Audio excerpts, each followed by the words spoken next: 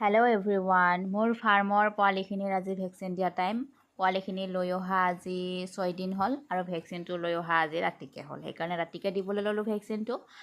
আৰু এইফালে লাইট জ্বলাই এনেকৈ ভেকচিন দিবলৈ ল'লোঁ। ব্ৰুডিঙৰ পৰা ওলাই পাচিত সোমালোঁ, এটা এটা ধৰি আন এটা পাচিত এনেকৈ সোমাই থৈ দি আছোঁ। আৰু ভেকচিনটো ৰাণীখেত ভেকচিন হয়, পোৱালিৰ কাৰণে বহুত ইম্পৰ্টেণ্ট ভেকচিন। এই ভেকচিনটো 6 দিনৰ পিছত দিব লাগে আৰু 22 দিনৰ পিছত আৰু এটা ভেকচিন দিবলৈ লাগে। আৰু এই ৰাণীখেত ভেকচিনটো মানে নিদিলে পোৱালিখিনি ইমানে বেমাৰ চেমাৰ লাগি একদম মানে শেষ হৈ যাব। ফাৰ্মিং কৰা নহ'বই তেনেকৈ। ভেকচিনটো বহুত ইম্পৰ্টেণ্ট হয়, এইটো দিবই লাগে, ফাৰ্মিং কৰিলে দিবই লাগিব। আৰু এনেকৈ ধৰি ধৰি এটা এটা চকু মেলি দৰৱখিনি মেলি দিবলৈ লাগে।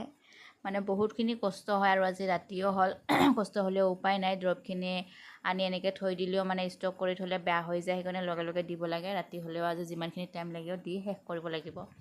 আৰু আগলৈ এনেকৈ ভিডিঅ' দি থাকিম, কি কি কৰিব লাগে ফাৰ্মিঙৰ হেৰিত দেখাই থাকিম। আজিলৈ বাই বাই।